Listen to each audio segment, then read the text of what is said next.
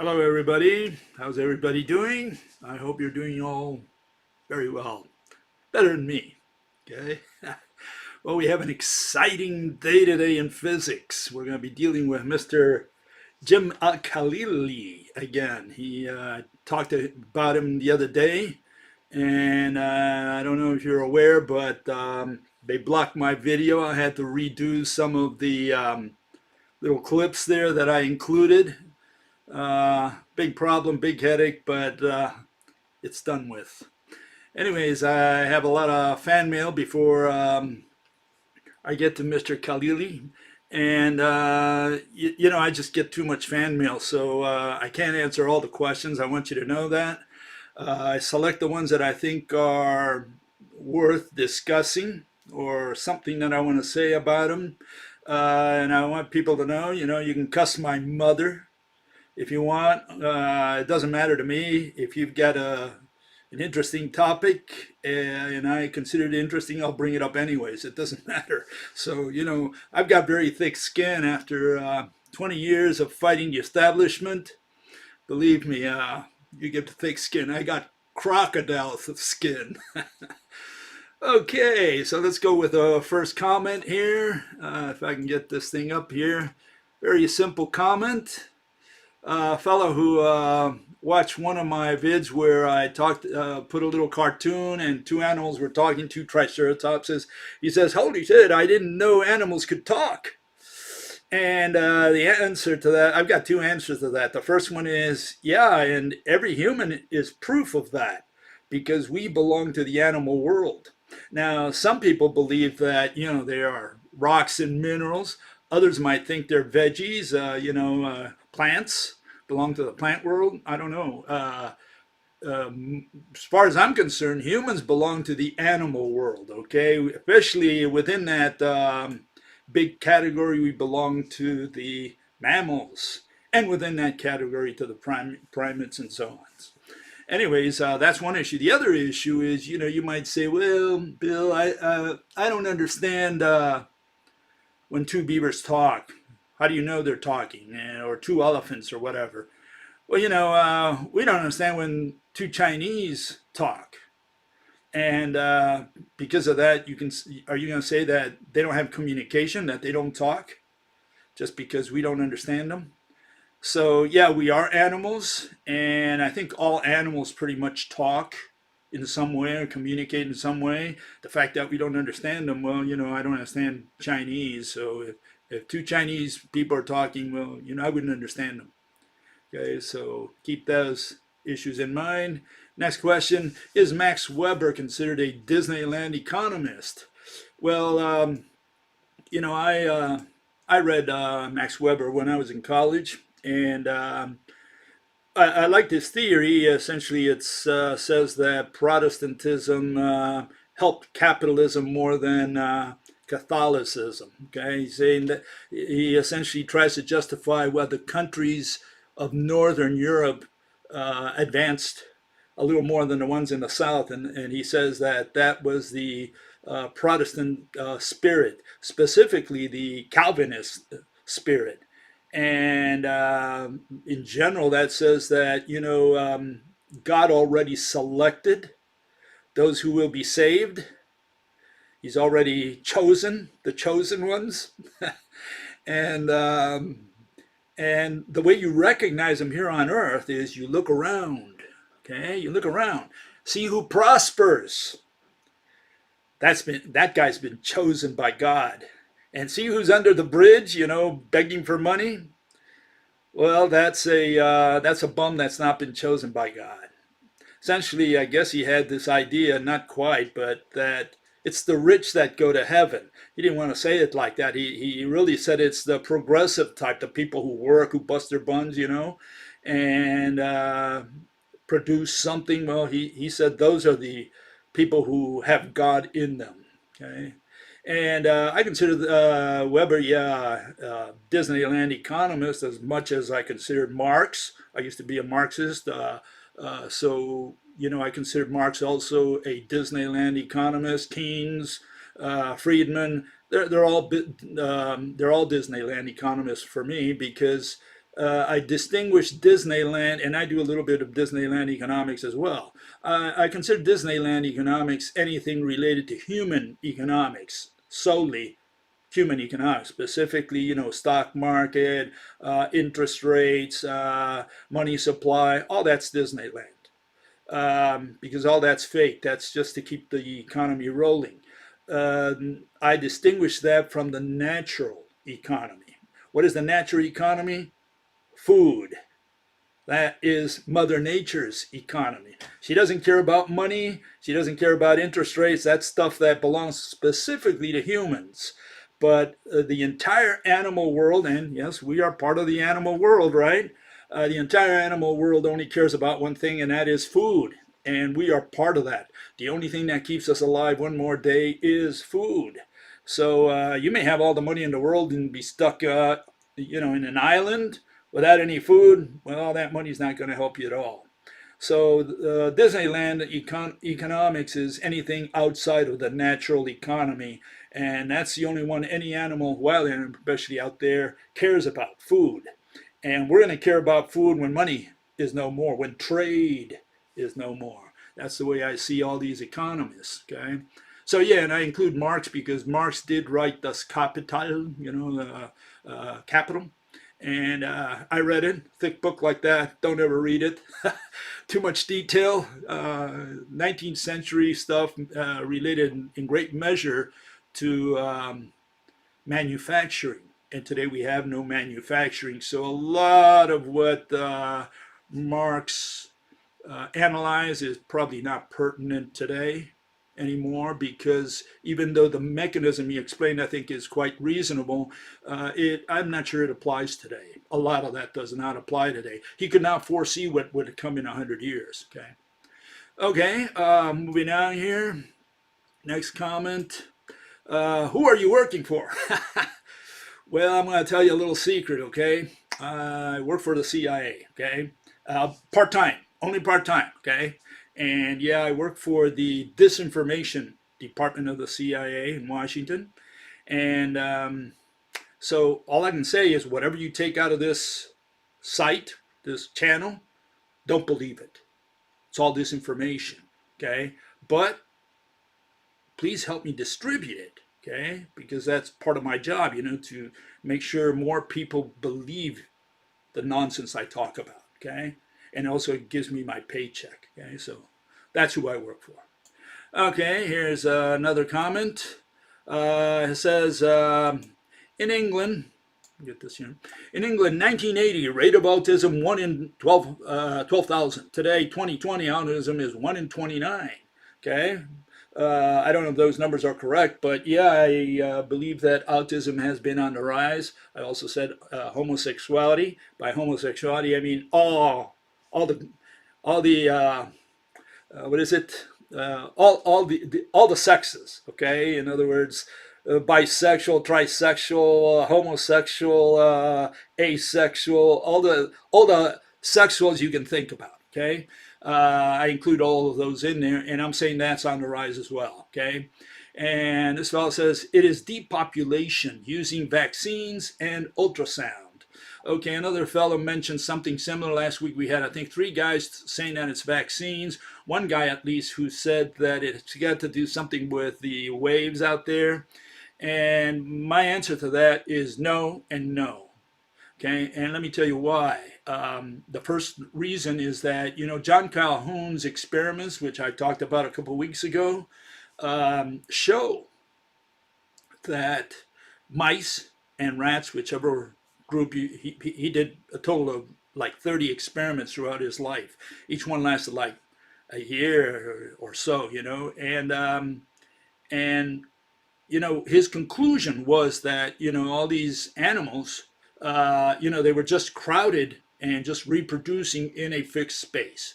So the only variables there, as far as I'm concerned, one is density, which is what he was investigating. He was a psychologist, so he was investigating the influence of density on a given population that is expanding.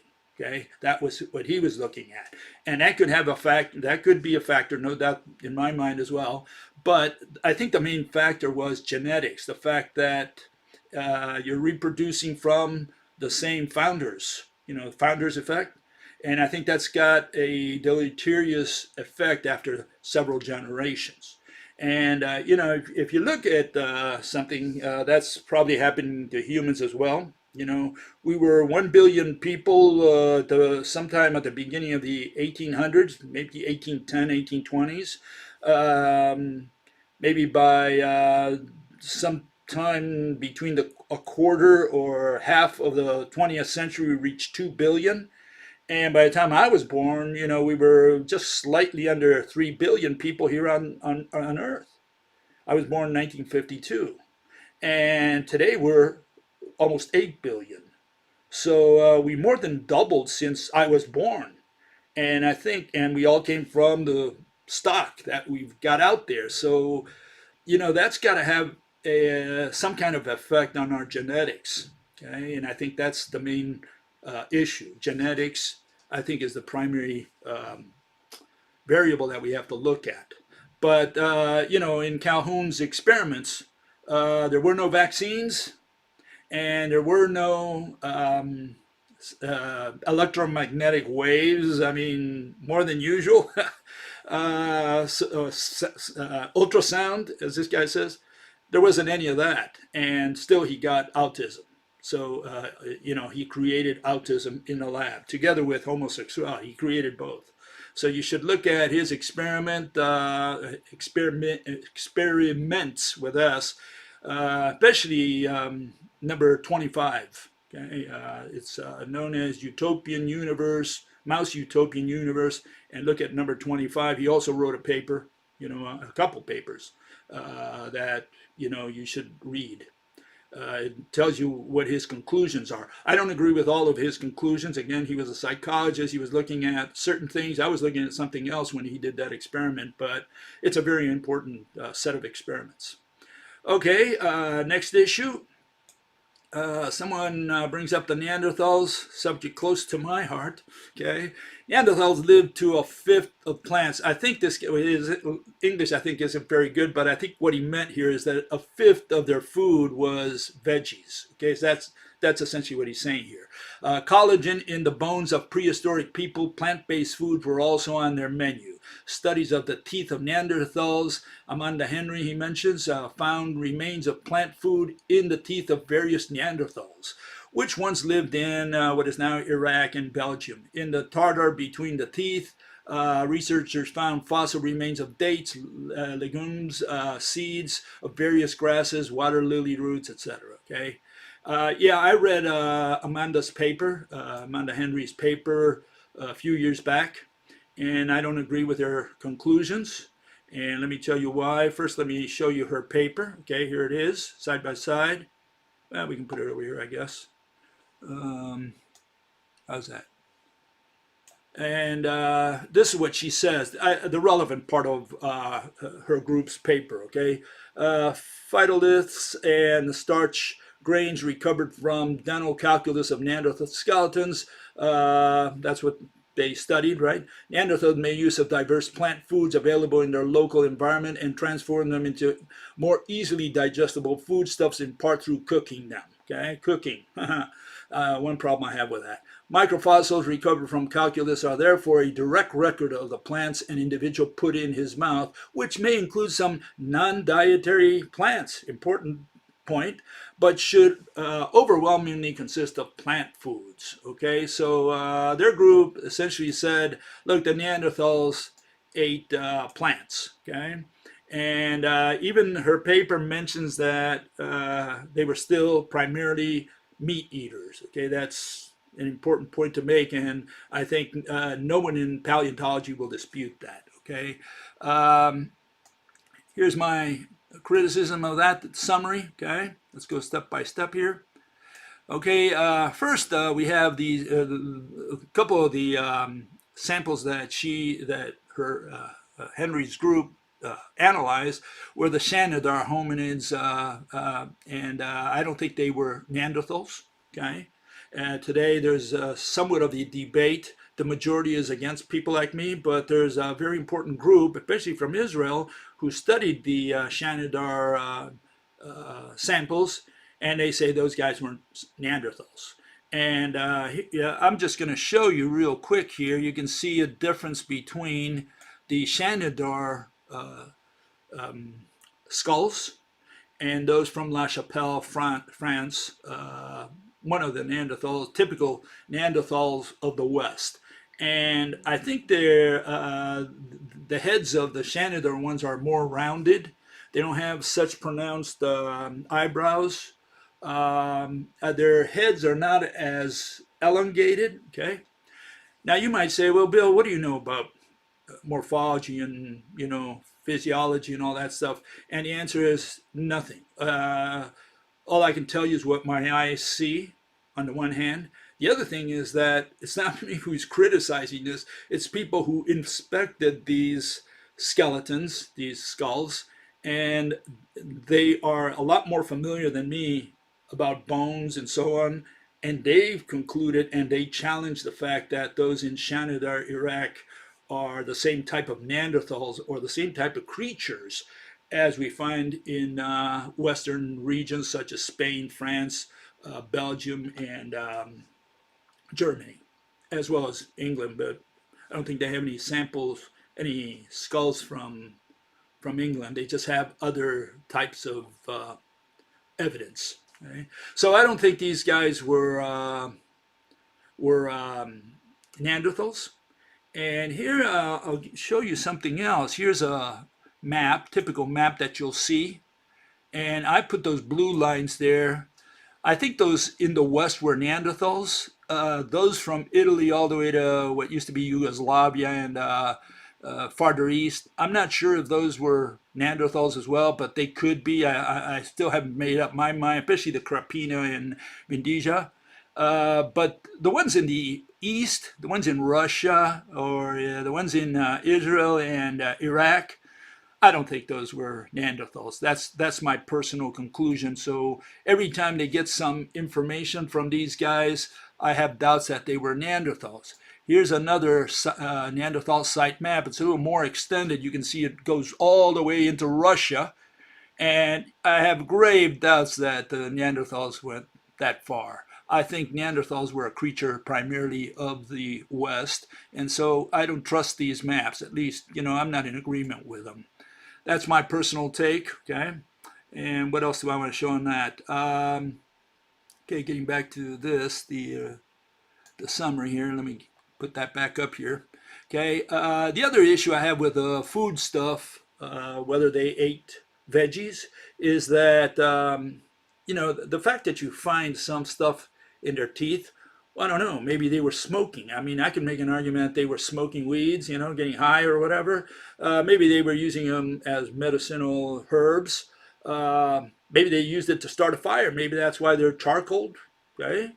And maybe they're sleeping in beds of these grains because they just pulled a lot of these weeds, as far as they were concerned, made some kind of mattress and just slept on that so they wouldn't sleep on the rocks. I mean, we can come up with different theories for why they found some of these things in their mouths. Maybe these guys were breathing it when they were sleeping. Who knows? The main point, I think, is that these guys were primarily hunters. I don't think they spent their time gathering grains. I cannot imagine, the Neanderthals going out there and say, well, today I'm not going to hunt mammoth with a clan. This is what they thrived on. They loved the hunt, the excitement, besides it provided them with food. And I can't imagine all these clansmen, for lack of a better word, they were part of the same clans, right? And going out there and say, oh, today we are going to pick weeds. I mean, you gotta collect tons of weeds just to make a little bit of bread or something similar to bread, or to grind them, or to eat it, to cook it and eat it. Then there's no bowls. How did he cook them? I mean, they just put the little weed in the fire, and when it got burned a little bit, just put it in his mouth. Is that how they ate them? I cannot imagine a hunter such as this gorilla was in the Arctic doing that, not 50,000 years ago, a basal hunter-gatherer. I think these guys were just out there and killing animals, especially big animals. And one of the things you got to look at is also the dates. It's not the same thing as when you look at a Neanderthal from 80,000 years ago, which you could say was the Neanderthal heyday. Maybe it's the classical Neanderthal, the guy who went there with 8 or 10 of his buddies, family members. They were part of the same clan, uncles and cousins and whatever. They went out there with their spears and they brought down maybe a big animal like a mammoth or maybe a deer or something like that. And they would bring that animal in, cook it on the fire, on the campfire. That's what I imagine that as. And they were just eating a leg or whatever. That's the way I see these Neanderthals. But imagine now towards the end of the Neanderthal reign, closer to 40,000 years ago, 40,000 years later.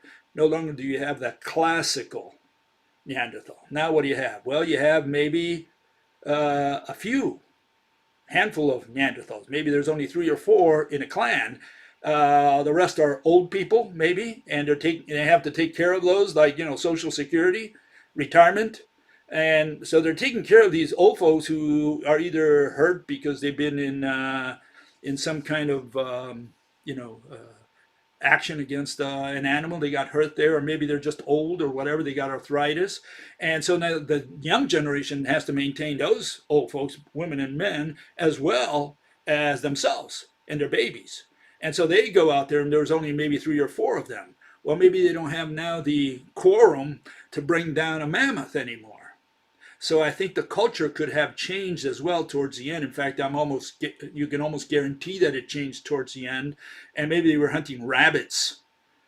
Maybe they could hunt a rabbit and they honed their skills on smaller animals and they forgot about the big ones because they did not have the clan there, the big numbers to bring down a gigantic animal such as a mammoth. It was too dangerous. So I think the culture changed towards the end, just like it's changed, within humans. In 2,000 years, how much has our culture changed?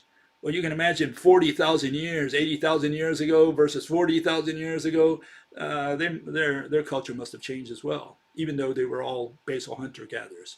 And then that's related to some degree to the extinction that the causes of extinction that I propose, which is 2 of them. One is the loss of genetic diversity and the overturning of the population pyramid. And here's a note on the genetic diversity. If I can get this thing up here. Okay, and this is one paper that you'll see other papers as well. Neanderthals had even less genetic variation than present-day humans. Genetic diversity among Neanderthals was about 1/4 as much as seen among modern Africans and 1/3 that of modern Europeans or Asians. And you'll find several papers on this issue. So I think they lost genetic diversity. In fact, I read a paper once where they compared with few samples. Remember, we only have anywhere between 300 and 500 individuals. And that's about 1 per every 1,000 years that the Neanderthals were around. So we have very few samples. With this, we have to build this puzzle. And what they did is they went through several samples and they showed that throughout time, the Neanderthals lost genetic diversity. Like they had more genetic diversity 80,000 years ago than they did 40,000 years ago. And you would expect that if you consider inbreeding, right? The other thing, one paper that showed out that I read out there is this one, which is also related to that. So for you to keep in mind, and that's that the population pyramid overturned after thousands of years. And it says adult longevity. Again, these guys did a sampling of all the bones out there, skulls, etc. And they looked at the ages that each one of these individuals had. And they constructed this chart and it said adult longevity increased with human evolution from a ratio of old to young adults of about 0.12 to 0.4 for Neanderthal fossils, with a particularly dramatic increase in Paleolithic societies to more than 2 older adults for each younger adult. So towards the end of their reign, you had a 2-for-1 deal. You had 2 old people for every 1 young individual in the clan.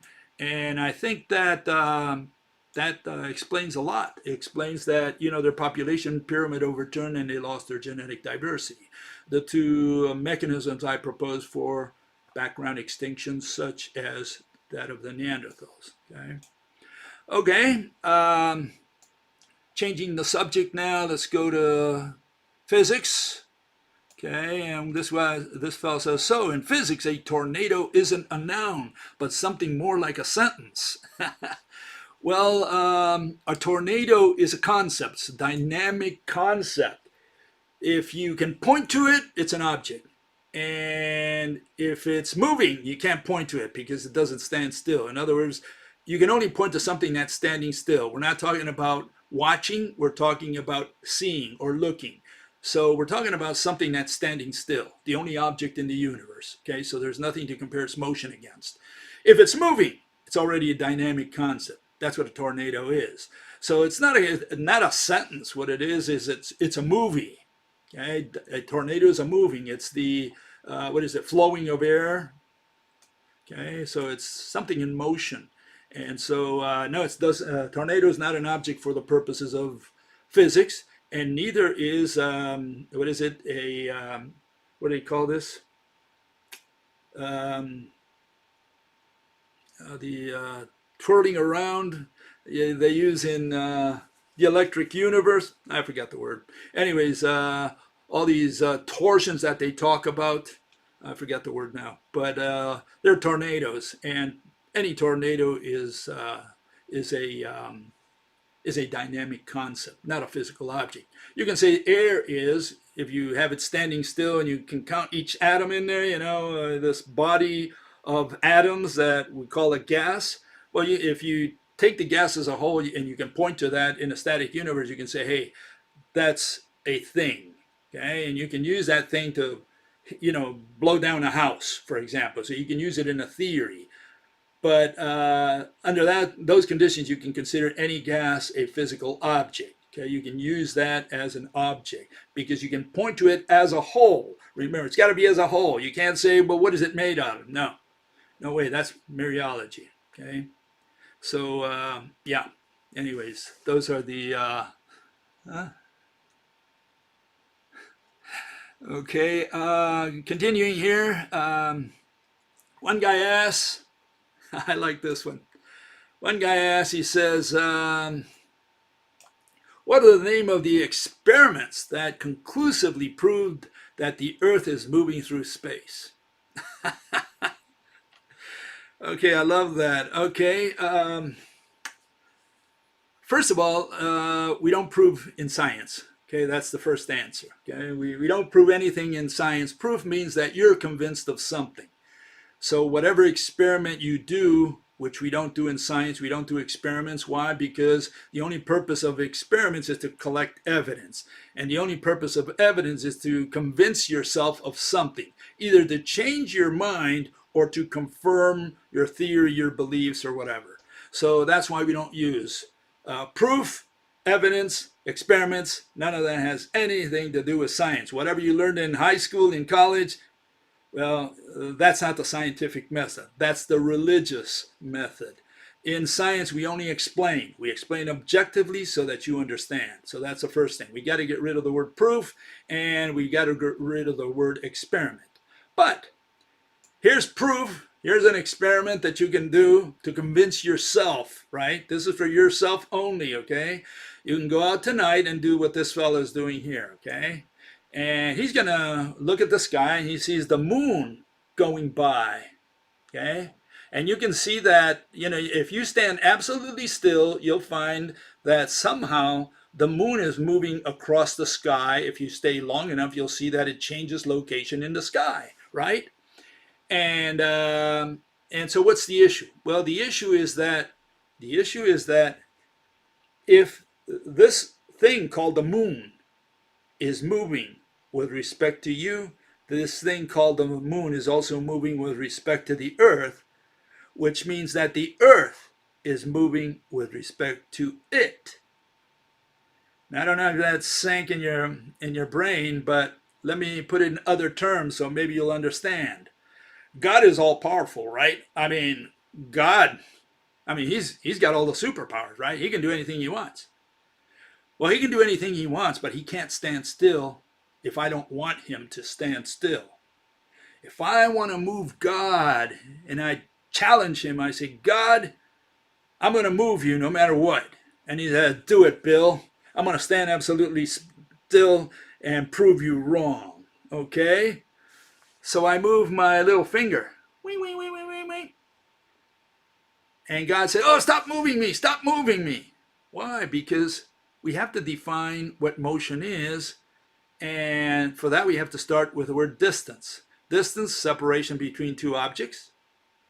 What is location? Location is a static concept, the set of distances. And motion is two or more locations of an object. So if God's distance is his location changes with respect to my finger, by moving my finger, I'm moving God, whether he likes it or not. He can stand absolutely still, but all I have to do is move my finger in this direction, and God already moved in the opposite direction. He's got a new location with respect to my finger. I hope you understood. That means that you can move God anytime you want. He might be as powerful as he wants, but I can move him anytime I want. I just have to move my little finger or my hand. So I move it fast, and God says, stop doing that, Bill. You're moving me all around, going dizzy. Oh, sorry, God. I was just trying to explain motion to people. So yeah, if you want to know if the Earth moves, very simple. If you see the moon moving across the sky or the sun moving, Apollo, with his chariot moving across the sky, that means that the Earth is moving with respect to Apollo. Very simple. The distance is changing with respect to that little thing we call the sun or the moon or whatever's up there in the sky. Okay, so it's very easy to move God. You just have to move your finger. Okay, motion involves two. Not only is the object that you're using as a target the one that's moving out there in the sky, but that means if that thing moves, you're changing your location with respect to it. And so is the Earth. The Earth is moving with respect to that thing. So yes, the Earth does move no matter what. You can't have the Earth stand still when the moon is moving with respect to it. Okay, so that's very simple, straightforward. Okay, another comment, perhaps along the same lines. Bell says, the ether is not a substance. Whoa, good, I agree. It's not a substance, not a thing. Okay, it's a concept. The Michelson experiment does not disprove anything. Again, we don't prove anything or disprove anything in science. Okay, the only comment I made the other day is that Michelson experiment convinced the mathematicians of the 19th century and the early 20th century. They started losing their faith in the ether, and they said, well, we don't believe in the ether. We're not going to use it anymore. And so little by little, they got rid of the ether. And actually what they did was change the name of the ether, and they called it space-time, the false vacuum. They created all these different names for it, but it's the same ether. They just changed the name. That's all they did. All phenomena is due to the ether.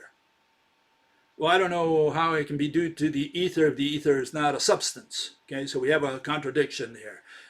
If ether is an object, a substance, a thing, then you can say that phenomena is due to this thing. But you cannot say all phenomena is due to an abstract concept. Okay, so you got to determine whether the ether is an object or a concept. Okay, that's once you're go into science, do a little bit of science, ABC science, kindergarten science. Well, you'll learn that you got to define your terms. You got to define what the ether is before you can use the term. And he says what you call strings is dielectricity. Well, for sure, no, because dielectricity is a process. Okay, and then it says torsion of the ether. So he says it's not a substance, but now he's going to torque this concept. It's like torquing love, He says the ether is not a substance, not a thing. It's an abstract concept, and he's going to torque it. Okay, the ether isn't particles. Okay, then if it's not particles, what is it? I mean, you got to define what the ether is before you can use the term. You can't tell me what it ain't. You got to tell me what it is. And this is where a lot of people run into trouble. They never tell you what the ether is. They just say, no, that's not the ether. Whatever you said is not the ether. Well, don't tell me. It's like saying, is God an object or a concept? And you say, well, it's neither, or it's both, or whatever. No, no, you got to tell me what God is. Then we can talk sensibly. If you can't tell me what God is, and I don't care what God is, I want to know what God is to you. You got to tell me what your God is. And same with ether. If ether is your God, your icon, whatever, the one you pray to, well, you got to tell me what the ether is. And do not conflate modern science and the ether. Yeah, again, the ether has just changed names. They don't call it the ether anymore. They call it, the false vacuum, virtual particles coming in from the void. They use all these synonyms, and essentially is the what they're talking about is bunch of particles. So ether is bunch of particles until someone can define the ether otherwise, okay? So don't use that four-letter word called ether in my presence, because I'm sure I'm going to have trouble with that. Okay, where are we now? Here it is. Okay, here's my rundown of what this guy said. Okay, so let's go step by step. Ether, bunch of particles. That's it. Mereology. Ether is a concept, and in science we don't prove. String is an object. Dielectricity is a dynamic concept. So you can't say that string is dielectricity or dielectricity is a string, because one is a concept, the other is an object. And you got to understand what the difference is between an object and a concept. What is a dielectric? It's an insulator. So even the word dielectric does not represent an object. Dielectric is a category of materials. That's what it is. And there you have common dielectrics. You have glass, plastics, metal, oxides, ceramic, mica, dry air, etc. Okay, so no, there's no such thing as a dielectric, and dielectricity is a dynamic concept. It's a process, something that's happening. So neither one qualifies as an object. And again, torsion of a concept, torsion of the ether. He's saying that ether is not an object, but he's going to torque it. And if not particles, what is the ether? You got to tell me what the ether is. You got to define it.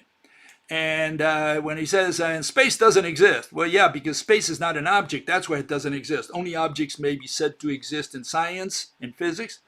Okay. And then, yeah, I'm not confusing modern science with the ether. It's that modern science simply gave different names to the ether. They still have all these terms like space-time, false vacuum, dark energy. All those are modern day ethers. Okay, they're all ethers. What is ether? Bunch of particles. That's it. So if you don't like bunch of particles, you better define it, because that's what it is until someone comes up with a definition of the ether. Okay, and don't look it up in the dictionary. They don't know either. Okay. Okay.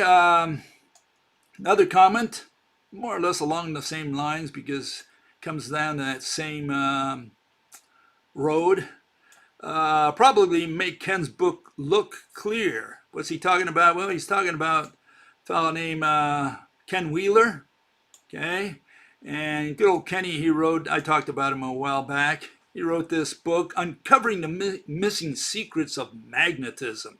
Okay, I couldn't read it all. I read as far as I could get, and then I gave up. I mean, you don't understand squat about what Kenny wrote. Absolutely nothing. He's just garbage, nonsense. He doesn't know how to write. That's the first issue. But aside from that, he just doesn't make any sense whatsoever.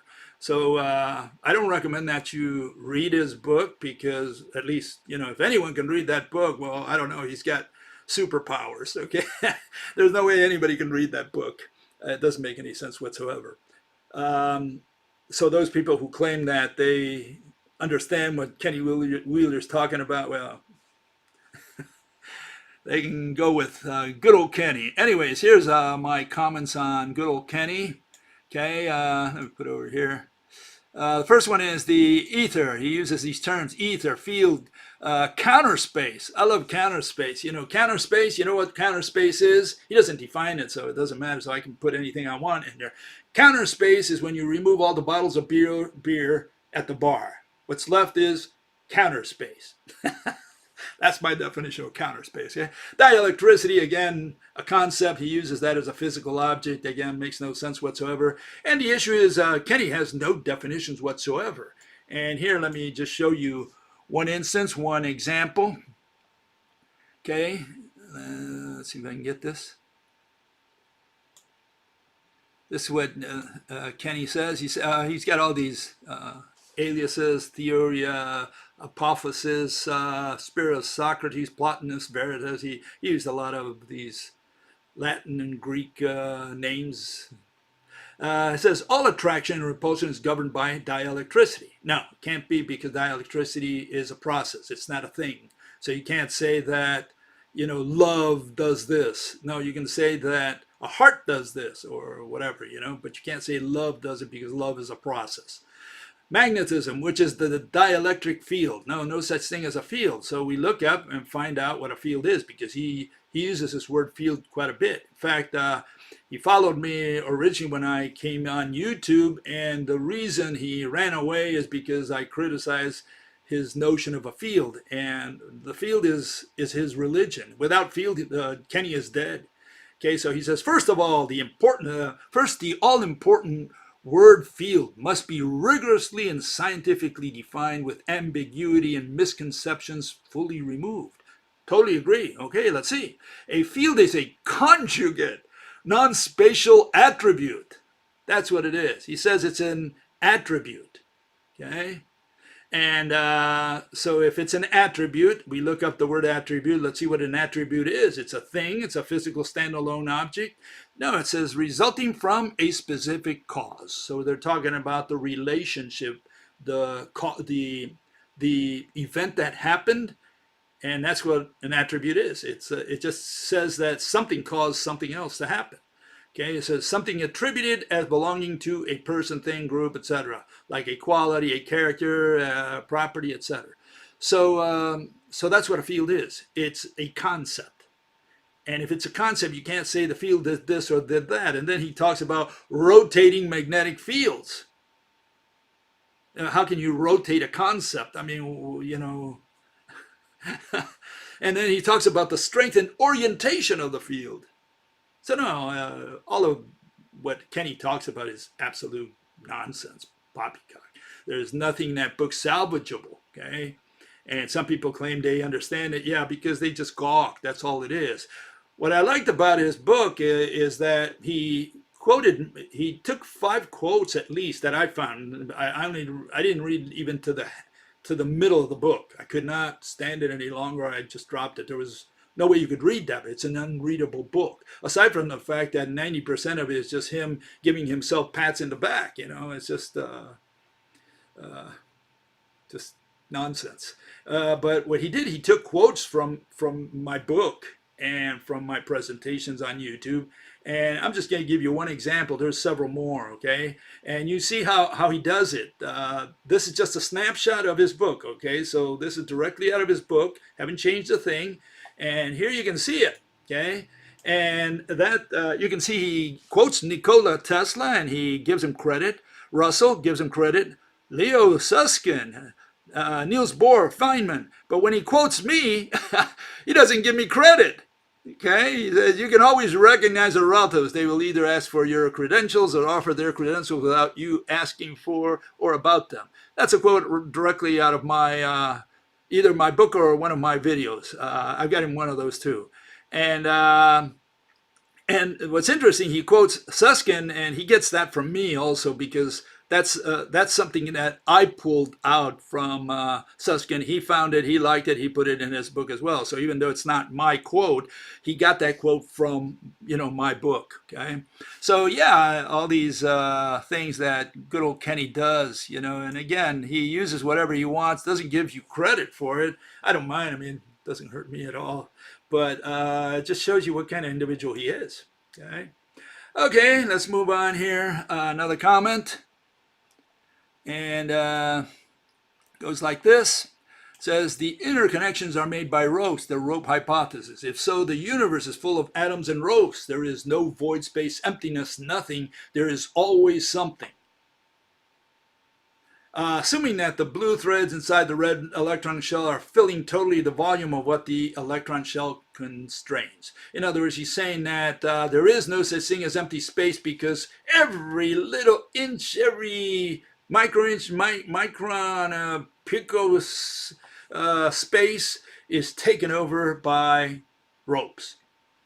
Well, again, it shows that has some problem understanding. Okay, what's the issue? The issue is, let's see if we can get it here. I'm going to put a picture, and here you can see it. You see ropes there. Okay, and the question is, what contours those ropes? Why can I see the ropes? Well, because there's some black stuff that gives shape or provides contrast to each one of those ropes. Let's remove the black stuff just to make sure that that we don't have interference. There it is. Now we can't see anything. Why? Because you need contrast to see two things. So every little inch of space cannot be full of ropes, because there has to be contrast to each rope. Otherwise, you can't even talk about rope. So hopefully, every single bit of space is not occupied by a rope. Okay, and again, we're talking about here on Earth versus out there in space. Here's the atom that we propose. If I can get it in here. Give me a second here. Okay, that's the atom we propose. And what happens when we remove that white stuff that serves as a backdrop? Well, again, that's what we get. We get nothing. So yeah, hopefully, right? All these ropes are contoured by some backdrop. I don't care what you call it. We call it space, vacuum, nothing. You can call it X for all we care, but there better be an X back there. Otherwise, there are no ropes. Otherwise, there are no threads. Okay. So whether you talk about an atom and the threads inside the atom, each thread had better be contoured by something. Okay. There is no such thing as thread without a backdrop. And I'm not sure how to drive that thing in. And again, a lot of this has to do with this ridiculous notion called the ether, that people say that it fills everything. No. Ether is a bunch of particles. And each particle had better have a backdrop, had better be contoured. And you got to tell me what that something is that contours each particle. We call that space. So you can talk about particles if you want. You can talk about the ether filling space. But space had better be there to provide contrast. If not space, it's up to you to tell me what contours each particle of ether. Okay, that's why ether, bunch of particles. You don't like that term, or you don't like that definition, please define the word ether. Otherwise, you can't use it. Okay, one guy says, like this one, had this question, what, 1 million times now? Okay, so let's put it up there. He says, would you explain what your ropes are made of? Well, that's an easy question, right, to answer by now. And see if we can get this thing in here. Give me a second here.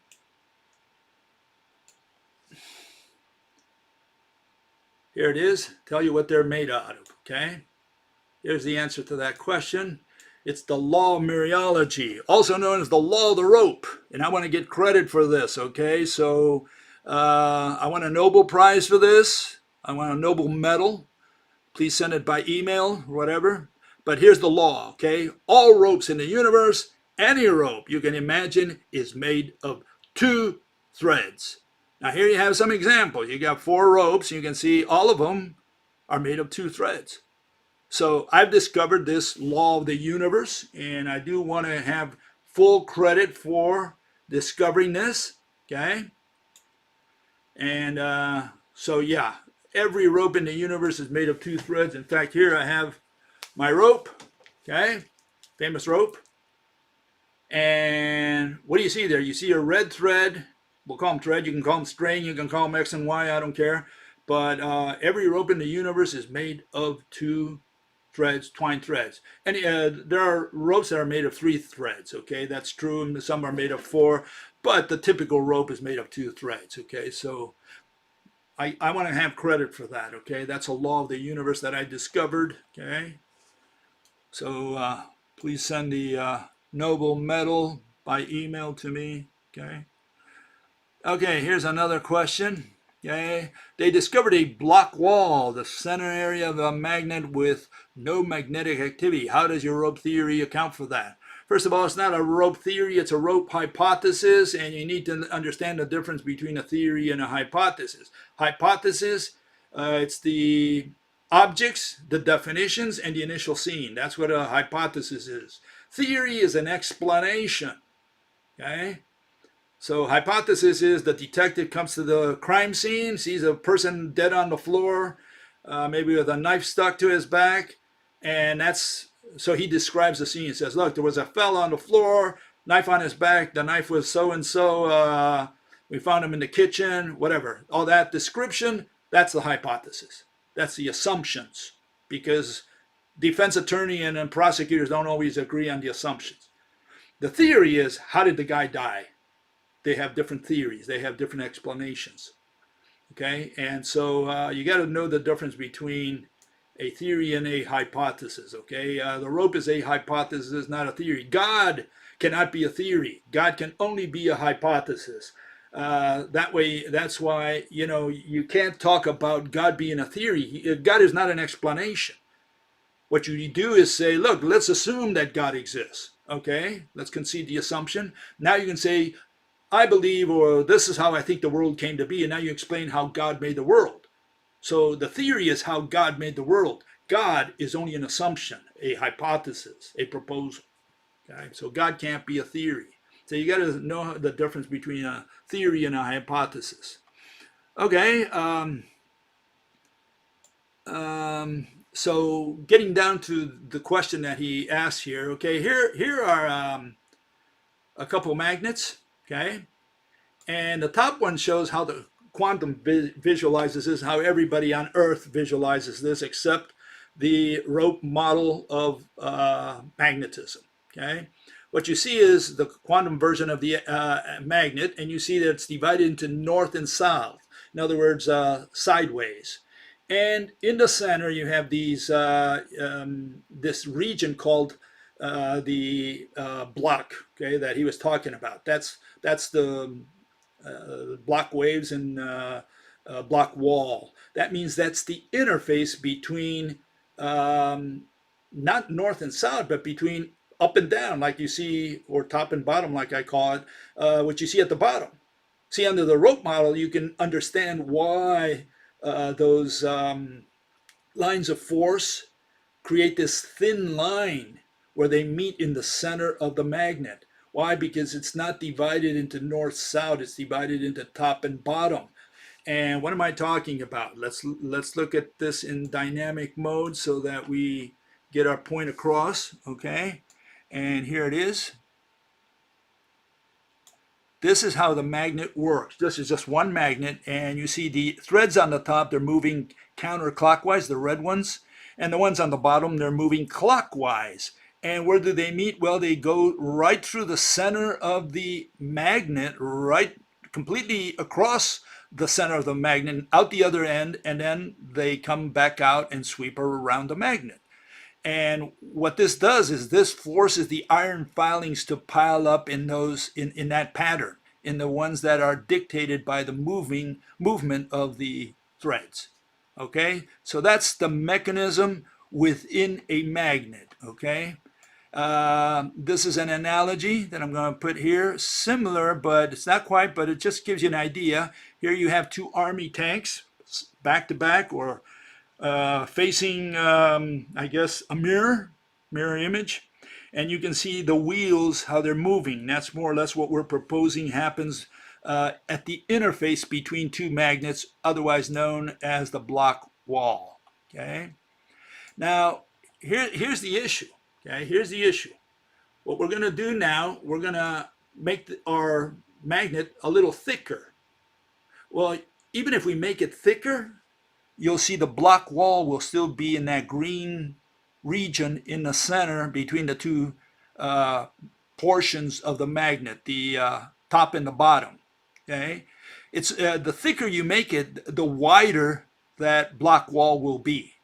Okay, why? Because you have more threads. That's why. And what happens if we make our magnet even thicker? Okay, so here's an even thicker magnet. Okay? And again, hopefully the threads are going through the center. The ones on the top, in this case, if the south is on your left side and the north is on your right side, then the top threads are swinging counterclockwise, the bottom ones are swinging clockwise. When they meet somewhere in the center of the magnet, they completely face each other throughout that straight line and come out the other end, and they swing around the magnet again.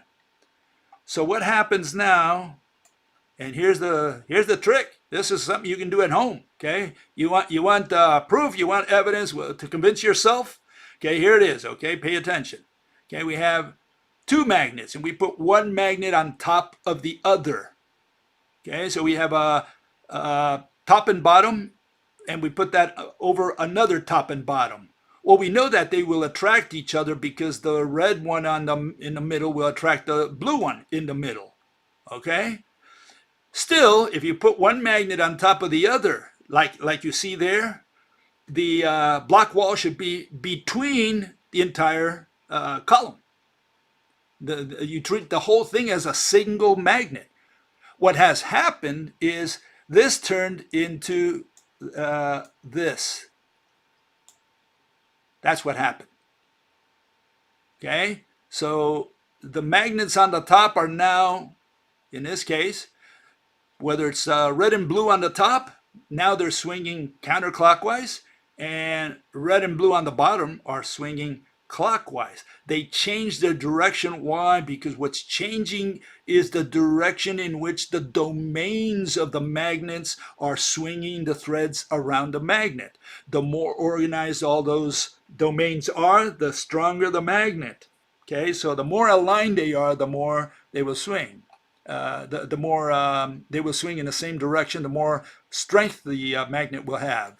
Okay, and just one more step here again. What happens? We put three magnets. Top, bottom, top, bottom, top, bottom. Well, again, hopefully the block wall will be between the entire stack. It's got to be exactly in the center. And what does that mean? Well, it means that what we did, we turned that into this. Okay, so the block wall will be in that green region in the center. Why? Because they changed their direction of spin.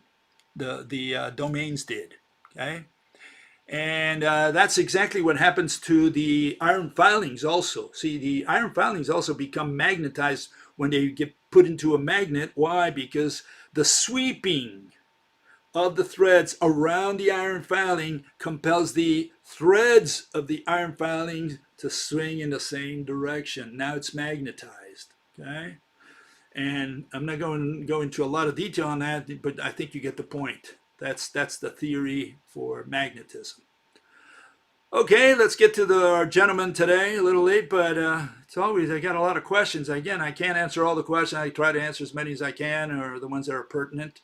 Okay, here we have our man today. His name is Jim Al-Khalili. He was born in Iraq, but he's a British citizen, and he studied in England. And he's supposedly a theoretical physicist, author, etc., etc. I covered that last week, last week, I guess. And what do I think of good old Jimmy? Well, I think he's a caricature of a scientist. Why? Because all he's done is learn by rote. He had to get his degree. In order to get his degree, he had to be a yes man, had to be a little choir boy, little altar boy. He's got to repeat what his teachers taught him, and otherwise he doesn't graduate. He doesn't get an advisor for his PhD. So if he got to the PhD level, it's because he had an advisor who said, hey, you better fall in line, then you'll get a job, you'll have a great career. If you buck the trend, if you're against the bishops at the Vatican, you don't get to be cardinal, you don't get to be pope. The only way you get up there is if you bow down to the powers that be. And so this guy's one guy that bowed down, and now he's got a great career being a popularizer of so-called science, mathematical physics, if we can call that science. And all his explanations are irrational. So all he does is just talk about, what the mathematical establishment believes. Okay, and so that's it. That's essentially who he is, and that's how he makes his money today. And so what happens with Al-Khalili? Well, he wrote a book summarizing essentially what the mathematicians believe today and what they're into. So if you always wanted to know what these guys are into, what does a mathematical physicist do? I mean, what kind of job description does a mathematical physicist have? I mean, you have these guys working in Cambridge, you have them working in Harvard and Stanford and all over the place in every university. What do these guys do? They do equations every day. I mean, they drink coffee. They go to the water cooler and just shoot the bull around. I mean, what do they do? And so he wrote a book, and it's The World According to Physics. Okay, so in that book, again, a popularization, Al-Khalili talks about what physics is all about, modern physics. And we have a problem with that because I mentioned this some time back. We had Max Born, and Max Born said, look, physics has changed quite a bit. He said this in the 60s, when he wrote his book, 62 or 68, he wrote a book, and he says that in there. He says, look, physics is not what it used to be. Okay, we went from the 19th century where the mathematical physicists were very naive and they thought it was the end of physics, and it turns out it was just the beginning of physics, or mathematical physics, because they invented, in the 20th century, they invented general relativity, quantum, and later on, much further on, string theory. And none of those branches or cults, as I call them, belonged in the 19th century. They had no idea about those things. They just had these what is known as classical mechanics. And with quantum mechanics and general relativity, that all changed. But in what way did it change? Well, it changed as Max Born said, it has become more abstract, especially string theory. I mean, string theory is so abstract that even the great folks who earned Nobel Prizes in the 60s and 70s rail against it, because they're saying, hey, what's this got to do with physics, and what's it got to do with science if science is about proving through experiments, and you can't even run an experiment to prove anything about string theory. It's just some kind of variation of mathematics, but what does it have to do with the physical world? And one of the concerns there is they built all these accelerators, and the string theorists have no use for them. Essentially, they say they do, that they're going to do some experiments to find out this and that, but no, because the only difference between string theory and quantum mechanics, essentially the string theories theorists, they accept everything in quantum mechanics. They just say that each particle of quantum mechanics in the standard model is just a vibration of a string, a one-dimensional string that is vibrating in, I guess, in all directions to make a three-dimensional particle, you would think, right? And so it's not just up and down, it's just wiggling in all directions. And so a particle is a movie, just like an orbital is a movie. A bunch of orbits makes an orbital, where a bunch of 1D string motions or vibrations or excitations makes a 3D particle, which is actually a zero-dimensional particle, because quantum talks about point particles, 0D point particles. So, we've lost track of physics. And, getting back to Max Born, essentially, I think he said it very clearly. So-called physics, meaning mathematical physics, has become more abstract. And it turns out the word abstract is the opposite, the antonym of physics. What is physical is one thing, and what is abstract is something else, is the opposite. And so they should call it abstracist, or something along those lines. What do you study? I study abstractions, not physics. I study abstracist, or I'm an abstracist. I'm not a physicist, I'm an abstracist. That's what they should be saying. Because if it's become more abstract, then it's gotten farther away from physics. Physics is the physical world. These guys are into an abstract world, more so with string theory, which is just pure mathematics and nothing solid. It's just nonsense. And so this is the issue. And so this is what he covers in his book. He covers that in a little video that he made, okay, Jim Al-Khalili. And here's a summary of my take on his notions of what physics is and his argument that he's going to include in his book. And here you get a rundown so you can decide whether you are going to buy that book or not, if it's worth reading for you. Okay, I'm just going to give a rundown of it. Okay, and let's go with the first one. He goes through a history of how the mathematicians arrived at their conclusions. He asks this question: Is it the end of physics here? And he says no, because see, we thought it was the end of physics at the end of the 19th century. But it turns out that they found out a lot more in the 20th century, and it was not even nearly close to the end of physics. And then from there, they moved on to the 21st century. And at the end of the 20th century, they said, well, is it the end of physics now? And the answer again is no. And why? Because they said, well, look, just this century, we discovered gravity waves a short while ago. We also discovered the Higgs, for which Peter Higgs received a Nobel Prize. And the issue here was that these two phenomena were predicted in the 20th century. In the case of gravity waves, it was predicted by Einstein in 1916. And in the case of the Higgs boson, it was predicted in the 60s by Peter Higgs. And then we confirmed them at the beginning of the 21st century. So obviously they confirmed their foregone conclusions. It would have been interesting that they would not have confirmed them, right? And so he makes a comment. He says the only real unexpected surprise was made in 1998. And I thought he was referring to the rope model, because that's when I discovered the rope hypothesis, 1998. But no, he was referring to the fact that 70% of the universe is dark energy. He said that was discovered in 1998, and that opened up a new can of worms. Now we have this dark energy and dark matter, which we know nothing about, but it gives job security to the new generations. Okay, you know, they can do a lot of math there to keep them busy. And one of them, another thing that has developed or evolved is string theory. He says it's useful mathematics, even though a lot of mathematicians don't believe in it or believe it's part of science. But he says we shouldn't give up on them because it's mathematics that we can still use. It could be useful mathematics.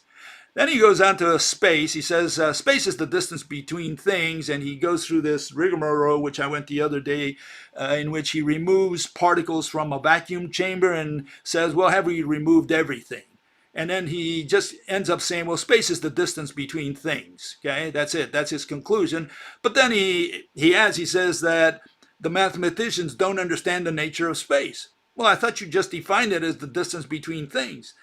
And essentially what he's saying is that's how they use it. So they have no idea what space is. To this day, after 2,000 years or more, 3,000 maybe, of talking about space, they still have no idea what space is.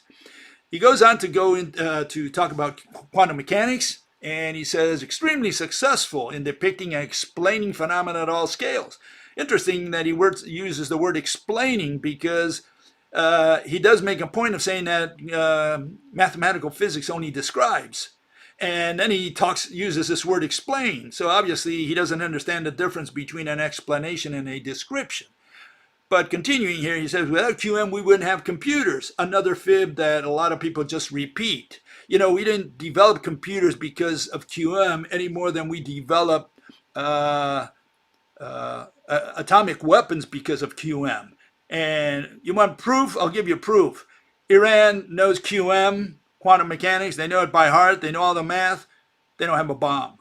So clearly, you know, QM doesn't lead to the bomb. And just like that, QM doesn't lead to computers. Computers were developed by trial and error. Just like Thomas Alva Edison, you know, developed the filament due to trial and error. He used no math and he used no quantum. He just went in and tried different materials until he hit it, you know, with the carbon-based filament. But he says, but QM is only theory in history is the only theory in history that does not have a unique interpretation, meaning they don't have an explanation. In fact, if you look at all the explanations, they're all retarded. They're all magical. Okay? And then he adds, he says, this is a direct quote, "We have yet to find the way nature behaves." That means they don't have a theory. There is no such thing as quantum theory. All we have is quantum description, no theory, no explanation whatsoever, because they have no idea how nature behaves. They cannot explain that. And then he says one of the reasons is that all experiments come out the same regardless of which interpretation you take, whether you take the Copenhagen interpretation or the many worlds, they all come out the same. But they don't help us discriminate between which interpretation is correct. Correct means your opinion. What's correct to you for you is incorrect for me. So correct should not be used. And again, he says they all make the same predictions, which again has nothing to do with physics. Okay? So what's the issue? He brings up the issue that Bohr and Einstein had two different outlooks or ways of looking at physics. Einstein apparently wanted physics to be something that explains something about the real world, whereas Bohr says, you cannot explain the real world. You're asking for something impossible. All we can do is describe it. And here it is. Einstein put that in his book, which he revised all the way till the day of his death in 1955. And he says, "If we imagine the gravitational field to be removed, there does not remain any flat space-time, but absolutely nothing." In other words, he thought that space was nothing. That's one issue. And then the other issue it was this fight that he had with Bohr, and it's what is physics about? And here it is. He says, here you see the two philosophies there synthesized. Niels said, "It is wrong to think that the task of physics is to find out how nature is. Physics only concerns what we can find out about nature." In other words, description. That's what he was referring to. Einstein wanted an explanation. He said the job of physical theories is to approximate as closely as possible to the truth of physical reality. He was asking for a physical interpretation. Bohr was saying all we can do is describe. We can just go in there, do a test, and say what we can say about nature, meaning what we can describe mathematically. That's it. That's where physics stops. Einstein wanted something more. He wanted interpretation. He wanted to understand how the universe works. He died without understanding how the universe works. And partly because of his own fault, because he invented this nonsense, or was the one who got credit for inventing space-time and general relativity, which was a nonsensical explanation for how gravity works out there. He's saying that the reason the Earth doesn't fly out of the solar system is because there's warp time. That's the physical entity that prevents the Earth from flying out of the solar system? Warp time? Are you crazy, Aini? Or did you wake up with a headache today? Okay, so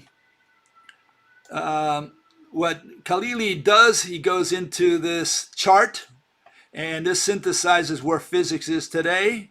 And I modified it a little bit, and you can see also the blue entries there that I put. Those are mine.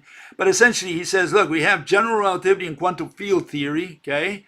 And they're trying to unify those to try to eventually get to what is known as quantum gravity. Okay, they're trying to find a theory of gravity that can unite both quantum and general relativity. Now, what is the problem? The problem is that these two theories don't match. And the reason they don't match is, and that they will never match, is that general relativity is based on space-time. Warp space is what causes gravity, according to general relativity.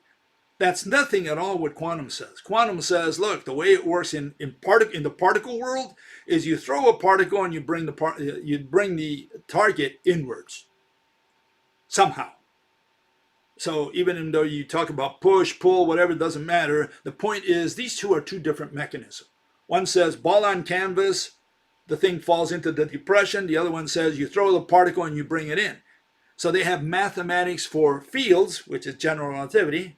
That's also where quantum field theory is trying to get to. And then you have quantum, which says particles. And so they had to, one of the steps there that they're trying to get in there is that a particle is a vibrating field.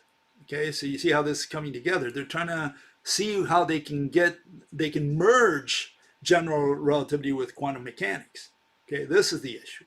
Okay, and of course, even if they get the mathematics together, which I doubt, because one is a force, and the other one is a geometry, a field theory. So there's no way they can get them to merge or even have anything in common. And that's what string theory is trying to do, by the way. They're trying to quantize space, time.